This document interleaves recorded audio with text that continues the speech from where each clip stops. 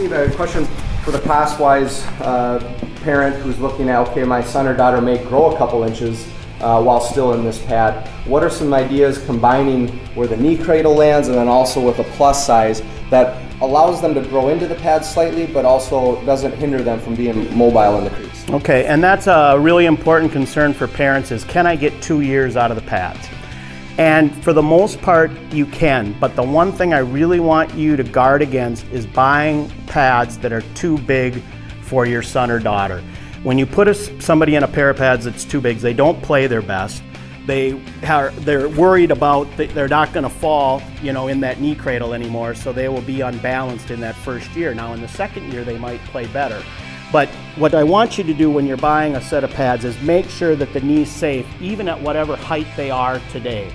Don't buy it where they're going to roll off it, because you still have, it doesn't matter to me if your knee, like say your knee came to right here to the top, that would be very safe. But if you grow and your knee comes up even higher, that's not a bad thing.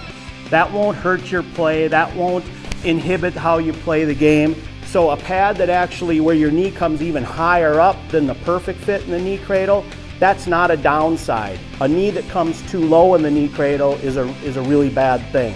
So buy it to fit today, let them grow into it, and let their knee move up as it goes into that knee cradle. Now, the downside is they grow up and their knee gets too high. Now they've become so big that they could, when they get into their full V, that they may not be able to get it closed as well because the pad is too short for them.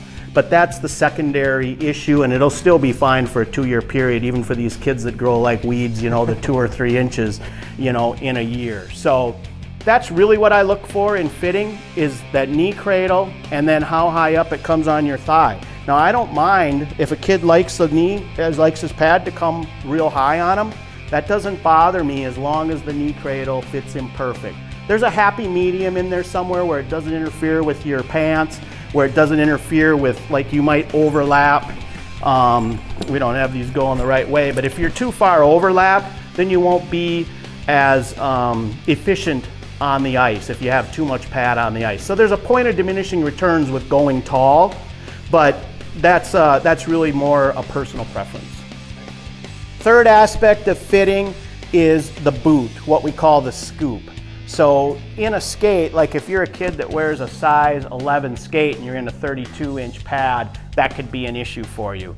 We have a typical measurement that we use for the scoop when it comes for each size. So we're guessing that someone that wears a 32-inch pad is going to wear a skate size somewhere between like a 4 and a 7. So we build that scoop to fit the sizes of the kids that we think. So in a 34+1, we're guessing that that player is going to wear a skate somewhere between probably a 7 and a 9.5 or a 10. So what you don't want to have happen is you don't want the pad to come back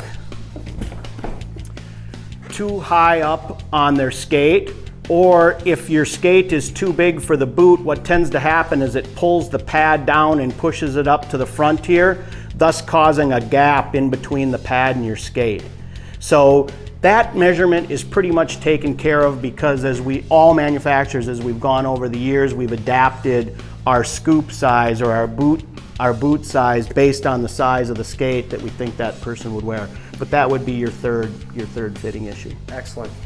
Well, there you have it. You have 3 key components to sizing your pads. When you go online to shop or when you go to your local retailer, please have those key points in mind. Your boot size, your knee cradle, and the particulars is where you want your knee to land, and then also the differences between the +1, +2. Steve, thanks for your insight. Well, thank you.